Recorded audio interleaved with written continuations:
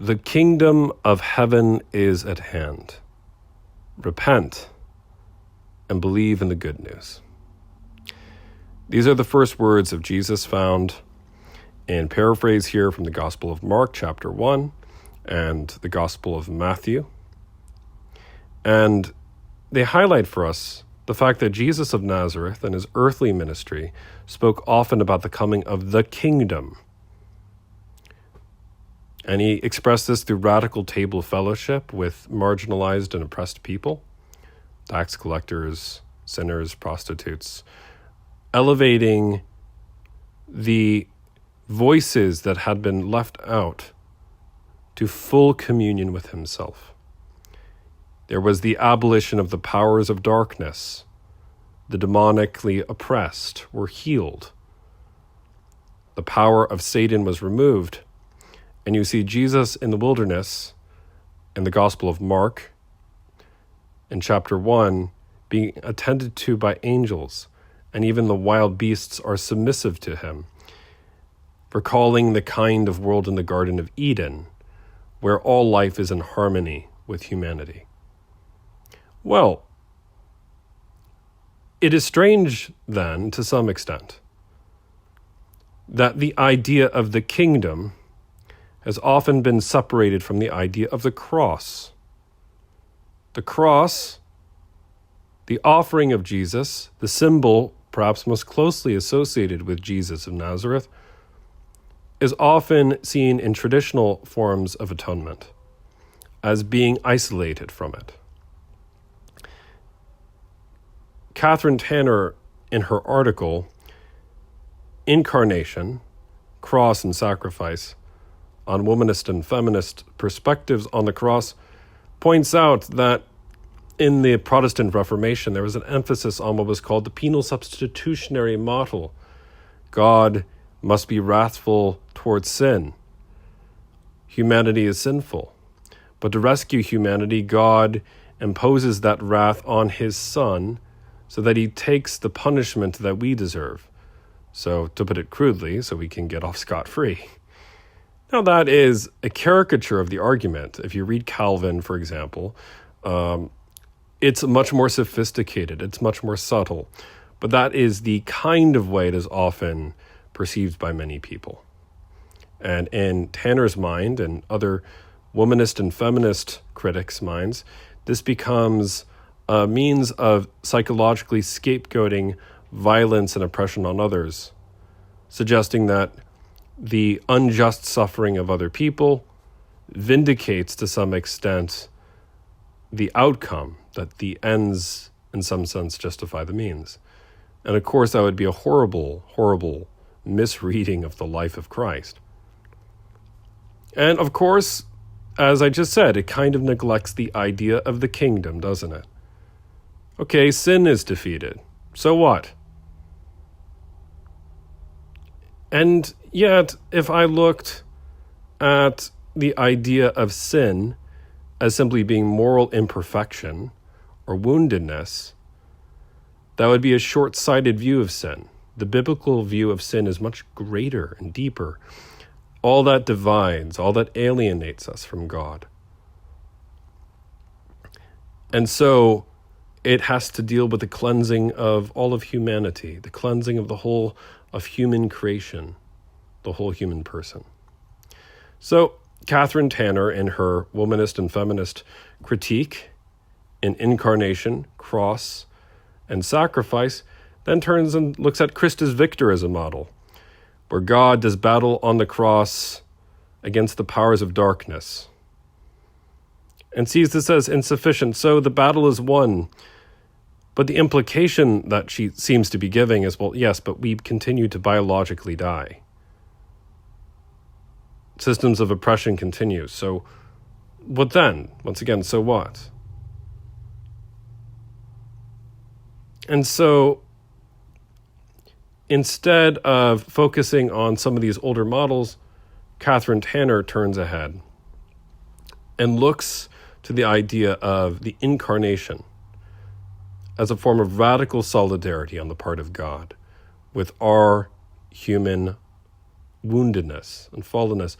God radically entering into these aspects of our lives and elevating our humanity up to him, removing all that alienates, all that divides, thus bringing about the redeeming, the making whole of all of humanity. Now, in my reading of Tanner's article, I didn't see her use the term theosis or deification, but this is a kind of theology that Tanner very much enjoys.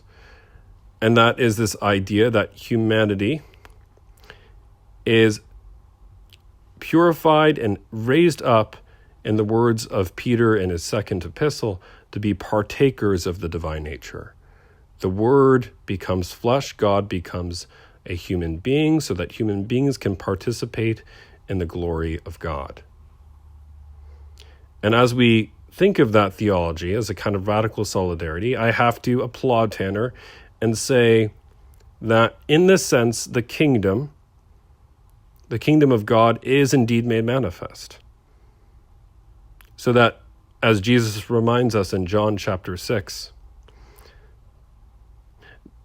whoever eats my flesh and drinks my blood lives in me and I in him, and I will raise him up at the last day. Meaning the gift of the resurrection at the end of time, the gift of the restoring of the human person, the ultimate recovery of the whole world. See, I make all things new. Revelation chapter 22 and chapter 21. All of that is made possible because of God's radical self-giving of himself. And as a result, legalistic language of God having to satisfy the terms of the law, while inherently true, is only one myopic part of the whole portrait of God's great rescue mission and plan, in Tanner's mind. And yet, I still have to ask, and this is my question.